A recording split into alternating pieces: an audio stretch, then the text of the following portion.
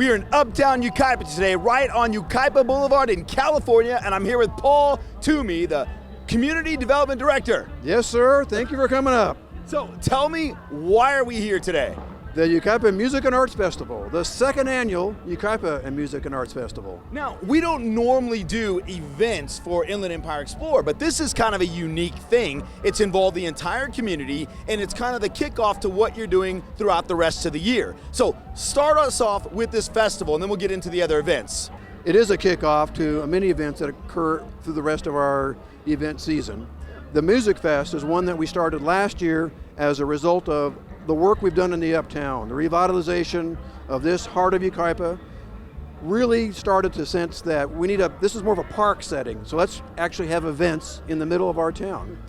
This one starts down at First Street, which is a block away from here. It extends all the way up to Bryant, which is 2 blocks away.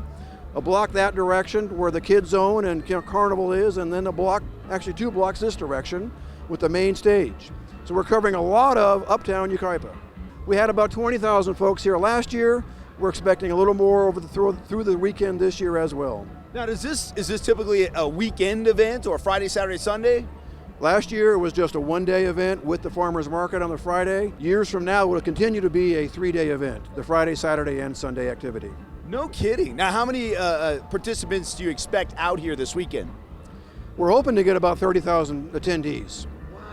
That's been, like I said, we were at 20,000 last year. 30,000 would be, because of the greater exposure this year, just increasing in size. And next year, we're trying to ramp it up a little bit more. We provide an awful lot of things to do here. We have a gem and mineral show who've been at it for about 30, 40 years. They're 2 blocks away, the Artist Row, where there are local artists and regional artists here showing their wares.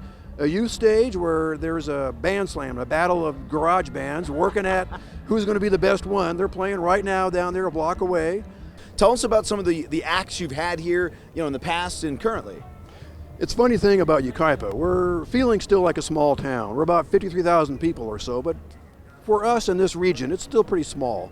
And so when we get an act, like last year we had Berlin, Terry Nunn singing with Berlin. Coming to Yucaipa, it was a shock to our residents. Really? You're bringing a big-time 80s band to Yucaipa? Are you sure? Drew a huge crowd. It was a highlight of the event. This year we have a couple of music genres, country western and rock and roll. Brent Payne is what we're hearing playing right now. He's an up-and-coming music star. James Wesley is playing after him, another music star. And then rock and roll time, it's Great White. Yes, the Great White playing in Yucaipa in the middle of town. Well, we got this this video screen sitting over here that's going to play live, of course, project live, Great White on stage from out here in this roundabout area. So you should be able to hear them just fine. You can also see them as well. What does this event kick off for the remainder part of the year for Uptown Yucaipa? It's always the first weekend of the farmers market. And our farmers market runs 6 months. So Friday night was our first night of the farmers market. It runs until the end of October. At the end of the farmers market is either an Oktoberfest or a Fall Fest, whatever we decide to call it that year. In the middle of all that is the July 4th festival or July 4th celebration, the fireworks, the carnival, the live music in the middle of summer. And so we try to get enough events for our residents and a few outsiders to come in and continue to enjoy the fun that is Yucaipa. So you're not trying to keep this a secret. You want other people to know about it outside of Yucaipa, right? Oh yeah, that's a big part of helping these businesses become a little more successful. Absolutely, absolutely. So obviously events are going on throughout the year. Like I said, we don't normally do an event, but this is kind of the kickoff for the next 6 months plus for you guys down here up here in Uptown Yucaipa. Historic Uptown Yucaipa. We are in the heart of Yucaipa. Exactly, kicking off the season's worth of community activity. All right, well, let's go check it out. Paul, you're telling me that these are kids out here? This is a garage band just making it big. Now, you said this came together by some high school students? We put together the idea of this competition between garage bands. We gave it to our Yucaipa Advisory Youth Committee, and they just ran with it. They organize the auditions, they organize the rules, they organize the judging requirements. They're the judges, and here we go.